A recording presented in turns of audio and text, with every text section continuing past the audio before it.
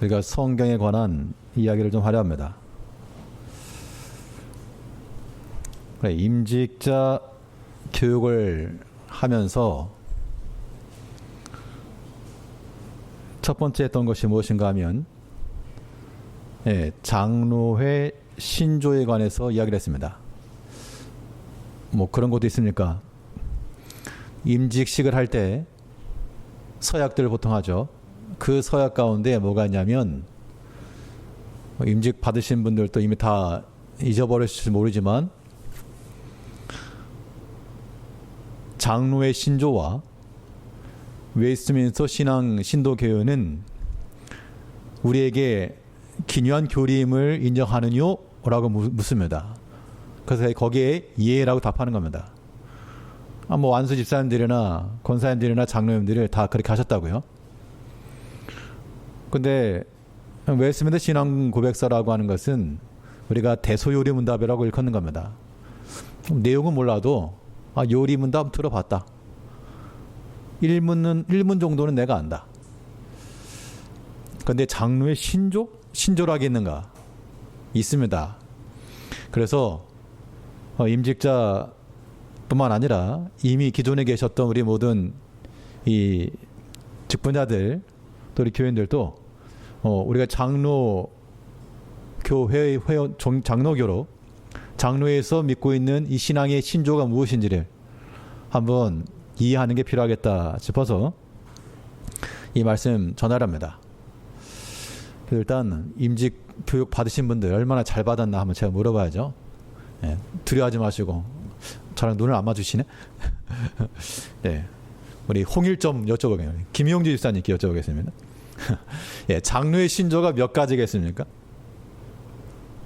공부하신 티가 납니다. 12가지. 장로의 신조는 우리가 12가지로서 우리가 고백을 하고 있습니다. 그 첫 번째가 성경입니다. 다시 성경이라고 하는 내용을 몰라서가 아니라 우리 장로회에서 우리가 믿는 신앙의 도리가 이러하다라고 하는 것을 우리가 고백하는 거죠. 그 장로의 신조 1조가 이겁니다. 아마 프린트물을 아마 받으셨을 것 같은데, 혹시 못 받으신 분 계십니까? 다 받으셨죠? 요거 안 받으셨어요? 안 받으셨으면 손 드세요. 아이고,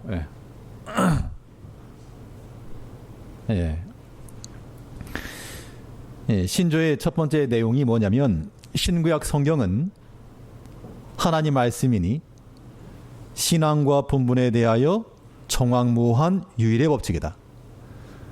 그러니까 우리가 믿는 이 신조라고 하는 것이, 성경에 대한 신조가, 신구약 성경은 하나님 말씀이고 우리의 신앙과 본분에 대해서 정확무하며 유일한 법칙이다. 이게 우리가 믿는 도리라는 겁니다. 그러니까 성경에 관해서 우리가 이러한 관점을 가지고 있는 거죠. 오늘 본문에서는 이 얘기를 하고 있습니다.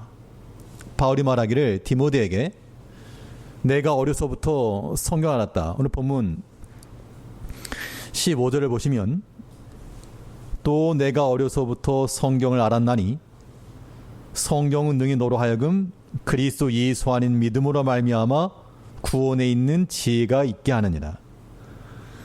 그러니까 신조라고 하는 것이 어디서 만들어내는 말이 아니고 성경을 기반으로 해서 작성된 그런 문구들이죠.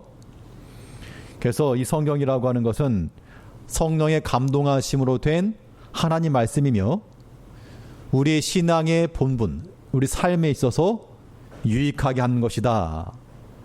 16절 말씀도 보게 되면, 모든 성경은 하나님의 감동으로 된 것으로 교훈과 책망과 바르게 함과 의로 교육하게 유익하다. 그러므로 우리가 이 성경에 대해서 우리가 좀 더 살펴보게 되면, 하나님 말씀이라고 할 때요, 무엇을 하나님 말씀이라 그러느냐?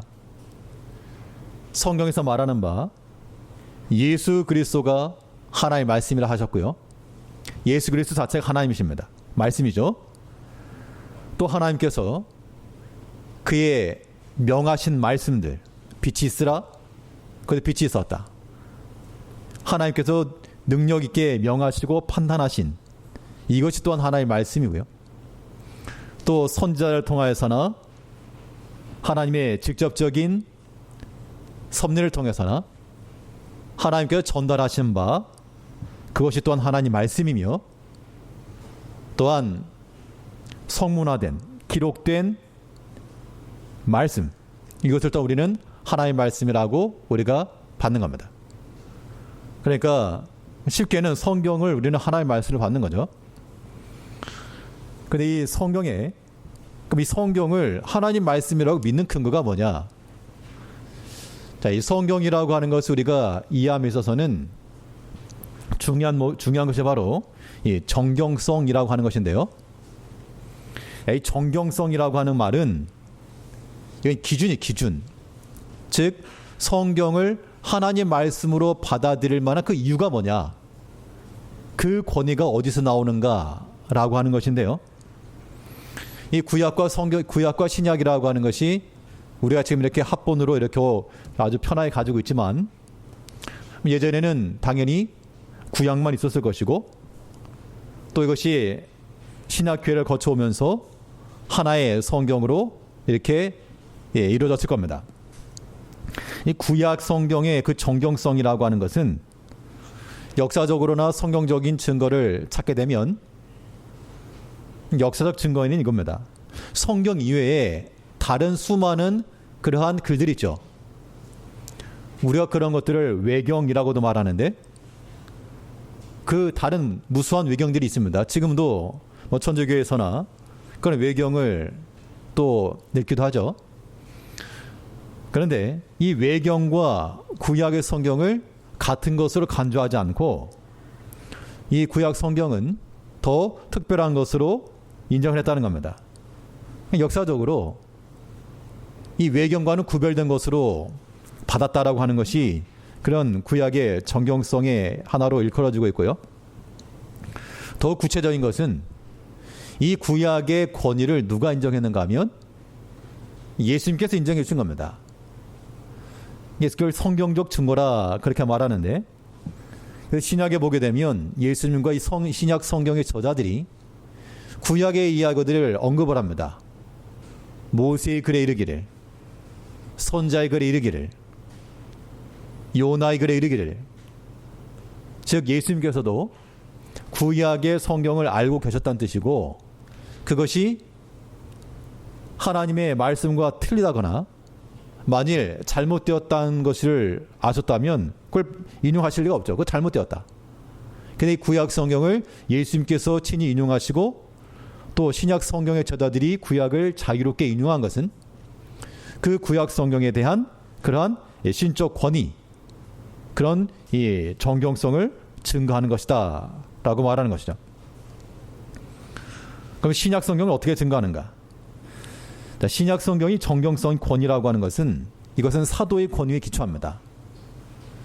자, 구약을 기록하였던 선지자들이 그러한 성령의 하나님의 말하게 하심을 따라 기록한 것처럼 신약에서는 이 사도들이 오늘 본문에 있는 것처럼 성령의 감동하심을 따라 그들이 기록하였다.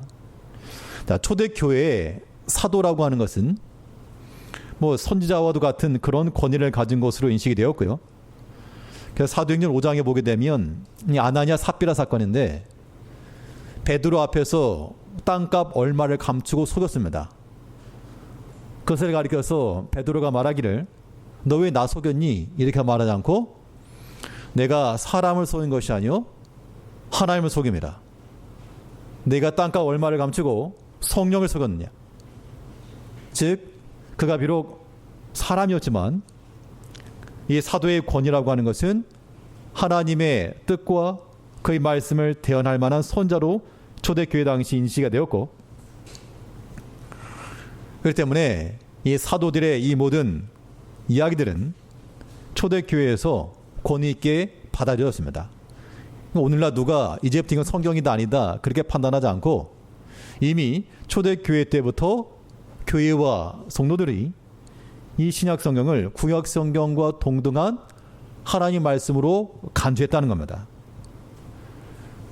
또 신약 성경에 보게 되면 바울 서신이 있고 또 복음서겠죠.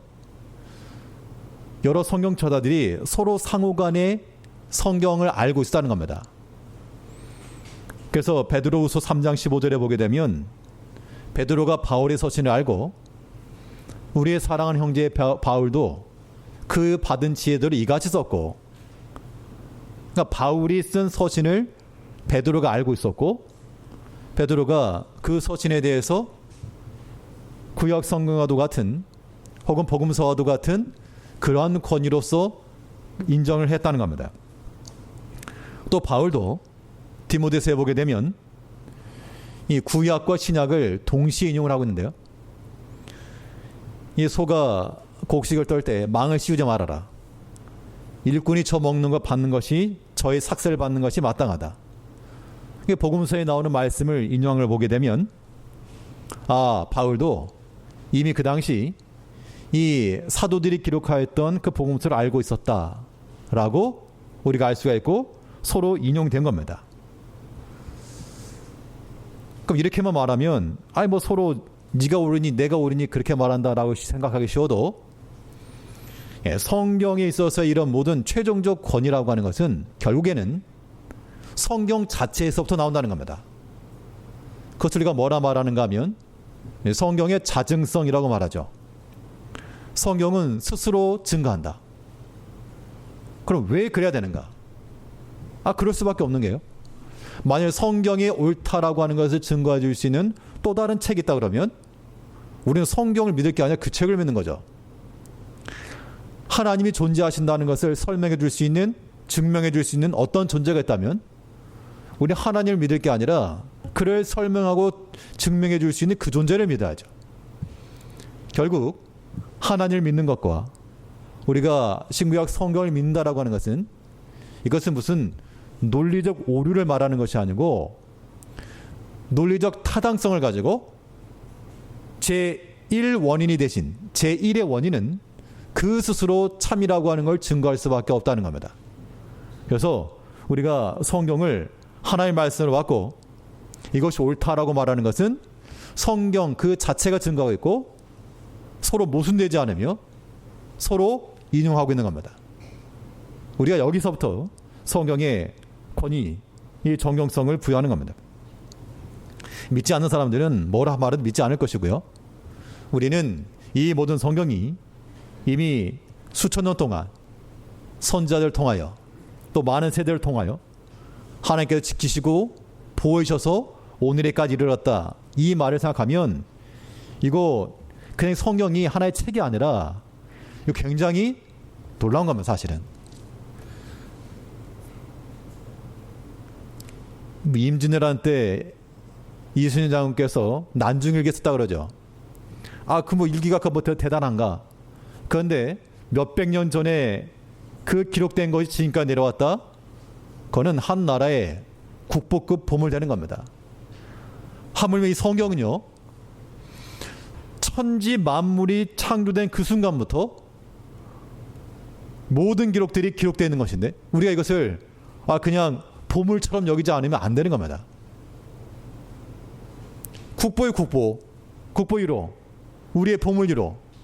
이 성경을 통해 우리가 하나님을 알게 되고 이 성경을 통해 우리가 내세를 알고 죄사함의 은총이 있고 이 성경에 대해서 우리가 그냥 성경이다 라고 할 게 아니라 떨리는 손을 가지고 그 떨리는 마음을 가지고 우리 하나님의 말씀을 대하셔야 됩니다.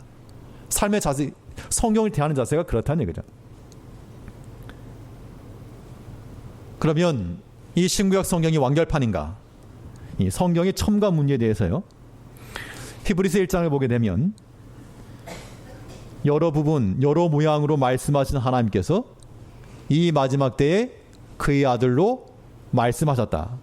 그러니까 그의 아들로서 말씀하셨다라고 하는 것은 구약에 있는 모든 그런 예표, 상징 이런 것들이 이제 그리스도 안에서 정결되었다라고 말하는 것이고, 또 요한계시록 22장 18절 19절 말씀에서 이 책의 예언의 말씀을 더하는 자, 또 제하는 자, 그것을 하나님께서 성경을 통해서 경고하셨습니다. 더 이상 더할 것도 없고 뺄 것도 없다. 이것은 더 이상 성경에 첨가될 수 있는 부분이 없다는 겁니다. 근데 한 가지 재미있는 기록이 있는데요.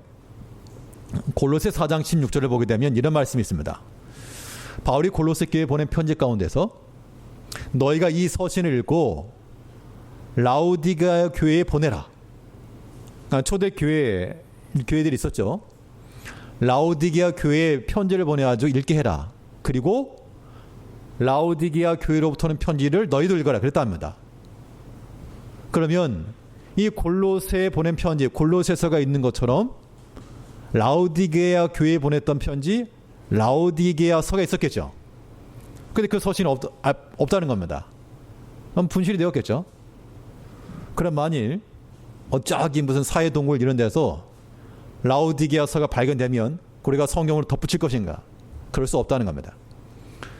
비록 그 글이 모세의 글이고 바울이 글이고 하다못해 베드로의 글일지라도 거의 직접 내가 베드로임, 나 바울 맞음, 그런 기록에 써있다 할지라도 우리가 신구약 성경과는 별개의 그런 서신으로 보는 겁니다. 즉 우리가 가지고 있는 이 신구약 성경이라고 하는 것은 하나님께서 특별하신 섭리와 보호 아래 유지되었고 우리에게까지 전달된 게 분명합니다. 그러면 신구약이 합본된 우리 66권의 성경이라고 하는 것을 언제부터 알았느냐? 이미 초대교회부터 그들이 들고 있었던 성경의 목록들을 보게 되면요, 구약에 있는 것과 신약에 있는 것 다 포함되어 있습니다. 그렇기 때문에 우리가 이 성경에 대한 이 역사적 가치라고 하는 것은 이게 만일 100년 전의 기록이라 그래도 이 감정 평가 받아가지고 얼마입니까 물어볼 거라고요. 100년, 200년의 문제가 아니라 우리 주님께서 말씀하신 그 내용이 들어있는 것이고, 그러니까 우리가 성경을 보는 것이 그리고 정말 그런 마음을 가지면요, 이거 정말 부들부들 떨면서 우리가 봐야 될 그런 말씀이죠. 읽어라가 아니라 정말 이거 무릎 꿇고 봐야 될 말씀이 하나님의 말씀이라는 겁니다. 또 그렇게 들어야 될 말씀이 성경의 말씀이죠. 이제 우리에게 완성된 신구약 성경이라고 하는 것은 하나님께서 특별 계시로서 우리에게 주신 것이요, 여기에 더 덧붙이거나 혹은 첨가할 것은 전혀 없다. 이런 성경의 특징에 대해서 신학적 요약을 하게 되면 성경에 어떤 특성이 있는가? 그 첫 번째로 이 성경의 무호성이라고 우리가 이해합니다. 우리 신조 첫 번째 내용이 무엇이었습니까? 신구약 성경은 하나님 말씀이니 신앙과 본분에 대하여 정확무호한 유일의 법칙이다. 정확하고 무호하다. 자, 여기서 무호하다라고 하는 말은 그 성경의 원문이 사실과 반대되는 것 그 어느 것을 주장하지도 않는다, 그런 얘기입니다. 오늘날 이 무호성을 반대하는 사람들은 원본이 어디냐, 다 사본 아니냐, 또 우리는 그거 다 번역본 아니냐, 이게 무슨 헬라어도 아니고 히브리어도 아니고 이게 한글 성경 아니냐, 그 때문에 이 성경에 있어서 오류가 있을 수 있다, 그렇게 말하는 사람도 있지만요, 우리가 성경의 무호성이라고 하는 것은 비록 제한된 인간의 일상적 언어를 사용했을지라도 그 성경 자체가 잘못된 것, 틀린 것을 말하는 것은 아니다라고 우리가 그렇게 믿는 겁니다. 성경을 보면 이런 거 있습니다. 오병이어 사건을 보시면 몇 명이 먹었다 그럽니까? 남자 장정만 5천 명이 먹었다. 그럼 딱 5천 명이었냐? 아닐 수 있죠. 4,900명이었을지 5,300명이었을지 딱 떨어져서 5천 명은 아는데 왜 5천 명이라 그러냐? 이거 뭔가 오류가 있는 거 아니냐? 만약 거기서 5천 명 모였는데 3만 명 모였다 그러면 그건 잘못된 표현이죠. 그런데 성경에서 말하는 바 어떤 것을 어느 정도의 정밀도를 가지고 말했는가? 보통 그런 얘기 있잖아요. 선임병이 후임병에게 너네 집 어디냐 그러면 저희 서울입니다. 서울이 다 니네 집이냐? 이렇게 물어본다는 건데 우리 서울이 저희 집입니다라고 하는 말 틀린 건 아니죠. 거기 살면. 근데 만일 우편물을 전달하기 위해서 그렇게 말할 수는 없죠. 그래서 그 말하는 그 상황과 맥락에 따라서 판단할 것이지, 성경상에서 숫자 이게 좀 다르니까 오류다 그렇게 말할 부분은 아니라고 하는 겁니다. 또 뭐 태양이 멈춰라, 이건 지동설에 틀린 말이다. 지구의 자전화 멈춰라 그랬어야지 태양아 멈춰라, 이게 말이 안 된다, 틀렸다. 자연 관찰과 법칙이라고 하는 것도 그 당시 상황 가운데서는 뭐 지구의 자전이란 뭐 그런 용어 자체가 없었겠죠. 태양아 멈춰라, 그래서 멈춘 겁니다. 관찰된 그대로입니다. 그것을 오류가 있다라고 말할 수는 없다는 얘기죠. 또 이 성경은 무하다라고 하는 것은 이 바울이 아까 디모데전서에서 표현한 것처럼 성경을 인용할 때 문자 그대로 인용한 것만 아닙니다. 신약의 저자들이 구약 인용할 때 몇 장 몇 절 그대로만 인용한 게 아니고 그것을 인용할 때 좀 자유롭게 인용한 게 보입니다. 곡식을 밟아 떠는 소의 입에 망을 씌우지 말라, 이 말은 신명기에 있는 말씀인데, 또 한편으로는 그 일꾼이 삭설받는 것이 마땅하다, 이건 신명기에 없는 겁니다. 복음서에 있는 말씀이죠. 그러니까 바울이 구약과 신약에 있는 성경 구절들을 자유롭게 인용하여 언급을 했다. 즉 성경에 만일 어떤 흠결이 있거나 문제가 있다면 그렇게 달 리가 없는데, 이 내용이라고 하는 것 혹시나 조금 변경되었을지라도, 문구 혹은 정확한 어구가 아닐지라도 그 기록된 것과 내용이 다르지 않으면 그것은 무호성이 문제가 될 수가 없다, 그 얘기입니다. 여기에 대해서 반론하는 사람들은 성경이라고 하는 것은 믿음과 행위에 대해서는 인정하는데 나머지 부분은 인정할 수 없다. 그래서 성경에도 보면 예수님께서 말씀하신 것은 빨간색으로 기록되어 있고, 거기에는 사람이 말도 있고요, 또 마귀 말도 있고요, 뭐 아무튼 그런 거는 인정할 수가 없다, 그렇게 이야기를 하는데, 사도행 2페이지에서요 사도행전 24장 14절 말씀해 보게 되면 선자들의 기록된 것을 다 믿으며, 선자들의 글에 기록된 것을 다 믿으며, 또 누가복음 24장에도 보면 부활하신 주님께서 하는 말씀이죠. 이건 선자들의 말한 모든 것을 마음에 더디 믿음으로, 그러니까 선별적 믿음이 아니라 선지자들의 말한 것, 선지자들의 기록된 것, 그건 전부 다 지금 하나님의 말씀 안에 포함시킨 겁니다. 어떤 꼭 구원, 믿음 요것만 관련된 것이 아니라 성경에 기록된 어찌 보면 너무나 일상적인 그런 일들까지도, 고린도전서 10장 11절 말씀에서는 이 백성들이 일어나서 뛰놀고 먹고 마셨다, 그런 일들이 있었고, 어떻게 보면 뭐 먹고 마시는 그러한 사소한 문제들에 대해서도, 그런 것에 대해서도 어떤 오류가 있다거나 그것은 신적 권위가 없다거나 그렇게 한 것이 아니라, 그들이 먹고 마시고 있었던 그런 이들까지라도 성경에서 성경의 저자들은 다 믿고 다 인용하고 있는 겁니다.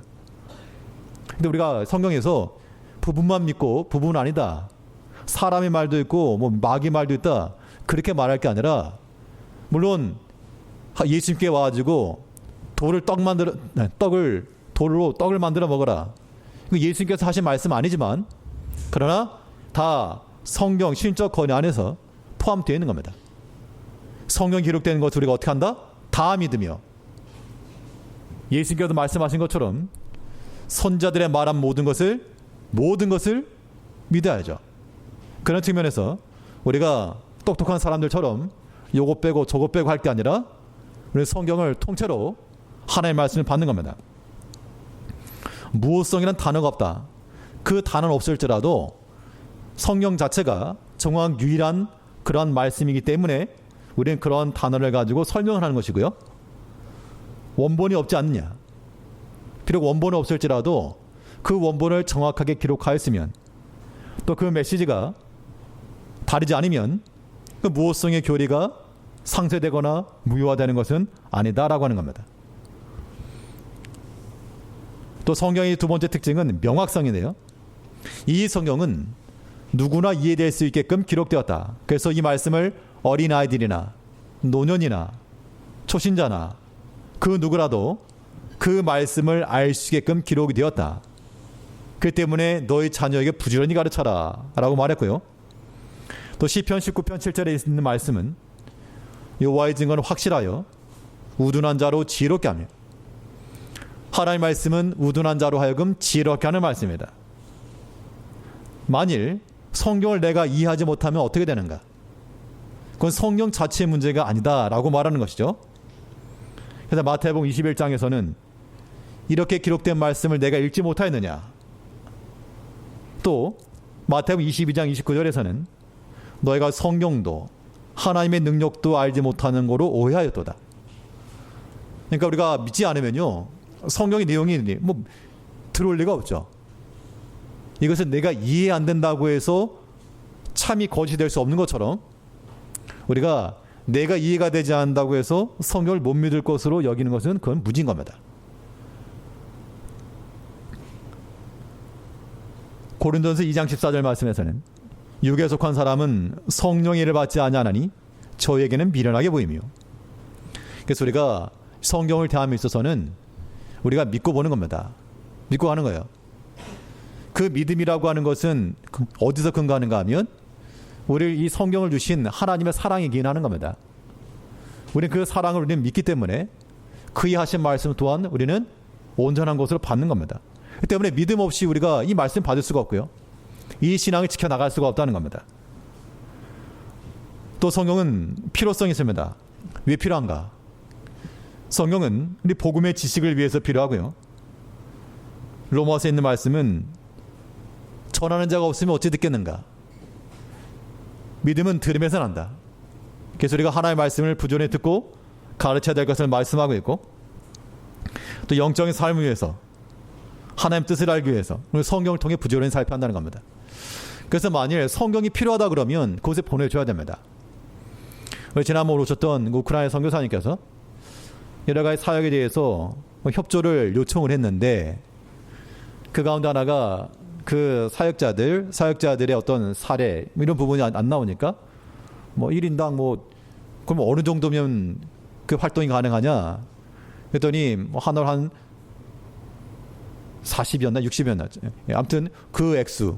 그 다음에 그런 사역이 또 하나 있고, 또 어떤 사역이 있는가 하면 이 전도지를 만들고 성경을 전달하는 게 있답니다.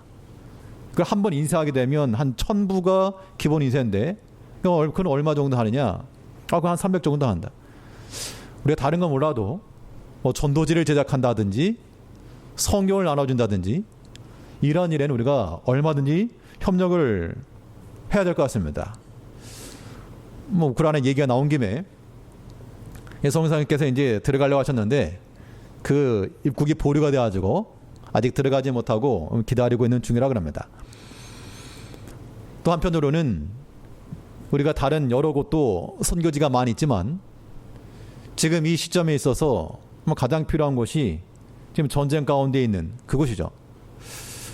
그 선교사님과 그 대화 중에 이런 말씀을 하셨습니다. 만약에 전쟁이 종식이 되고 우리가 들어가서 안정이 되면 저를 한번 부르겠답니다. 근데 그 의미가 무슨 의미인가 하면 그냥 폐허된 그곳에서, 폐허된 현장 속에서 성도들이 어떻게 하나님의 교회의 그 벽돌 한 장 한 장을 쌓아 올리고 어떻게 재건해 가는지 이거를 좀 같이 보면 좋겠다. 그런 말을 제가 듣고, 야, 우리가 신앙생활이라고 하는 것을 정말 호화롭게 하고 있구나, 그런 마음을 좀 가졌습니다. 그 폐허 속에서 물론 우리도 지금 어르신들도 마찬가지로 예전 다 그런 전쟁의 때 어려운 때가 다 겪으셨겠지만 지금 어디 뭐 그런 건 없죠. 지금 우리 너무 편한 겁니다. 뭐 쉽게 말하면 부모님들이 아이들에게 책 사줘, 연필 사줘, 공부방 줘, 에어컨 틀어줘, 밥 줘, 간식 줘. 그런데 왜 공부 못 오냐? 뭐 이런 심리랑 똑같은 거예요. 우리가 하나님을 섬길 수 있는 예배 처수가 있고, 또한 모든 내적인 조건들이 있고, 그런데 우리에게 없는 게 무엇입니까? 그 폐허된 그 현장 속에서 이 벽돌 한 장 한 장 다시 쌓아 올려가고자 하는 그런 마음의 열정들, 그 간절함들 우리에게 사라졌을 수 있다. 나중에 우크라이나 저 오라 그러면 좀 같이 데려가려고, 교인들, 성도님들. 가서 보시고 이 현장 가운데서 이렇게 하나님이 폐허된 곳에서 하나님의 교회를 위한 그런 열정들, 그런 마음이 있는 걸 한번 같이 봅시다. 그런 마음을 갖자는 거죠. 그런 측면에서 뭐 우리 우크라이나 그 선교에 동참하시는 분도 계시고 또 이렇게 지원하겠다는 분도 계시는데 얼마든지 환영입니다. 또 하게 되면 교회에서도 그에 걸맞게 함께 또 지원해서 아무튼 지금 상황 가운데서 우리가 집중할 수 있는 선교지는 그 전장 가운데 있는 그곳이고, 그것이 또한 회복되어 가는 과정 속에서 우리가 또한 동기부여 받아야 됩니다. 또 한편 우리가 좀 부끄러워도 해야 되고요. 위에서 기도함과 동시에 전도지가 필요하고 성경이 필요하다니까 다른 건 몰라도 그런 것쯤은 우리가 저렇게 뭐 그 정도 할 수 있잖아요. 또 얼마든지 우리는 정말 편하게 하는 거고, 가서 현장 가운데서 좀 써달라고 우리가 전도지 지어주고 성경지 지어줘가지고 이 폐허된 곳에서 하나님의 말씀을 듣기를 원하는 자들에게 말씀을 전달해준다. 복된 겁니다. 우리가 단지 성경이라고 하는 것을 하나의 책으로 신학적 지식으로서만 아니라 이 성경은 천하 만물을 조성하신 하나님의 숨결이 들어있으며 우리를 구원하신 그리스도 예수 그리스도의 사랑이 들어있고 우리의 삶 가운데 우리 앞으로 인생의 내세가 달려있는 생명의 책이란 얘기죠. 이 성경을 우리는 어떻게 읽으신다? 부들부들 그 마음을 가지고 우리 하나님의 말씀을 대하시자고요. 그냥 이거 일주일에 한 번 후탁 아십니까? 혹시 후탁? 교회 올 때 성책들 가지고 후탁 먼저 털어가지고 온다고? 요즘 무슨 핸드폰이 있어가지고 그렇게도 안 하지만 후탁 그러지 말고 정말 우리가 이 한 주 동안에는 성경을 좀 부들부들하는 심정으로 역사적 그 가치를 생각하시면서 그 마음을 가지고 하나님의 말씀을 해야 됩니다. 이 성경이라고 하는 것은 우리를 향하신 하나님의 정확무한 말씀이요 우리 신앙과 본문에 있어서 유일한 규칙이라. 이 성경을 기억하시고 또 성경이 필요하다고 하는 그러한 선교지에 힘써 전달해 줄 수 있는 우리 교회가 되었으면 좋겠습니다. 기도하겠습니다. 우리 사랑하신 아버지 하나님,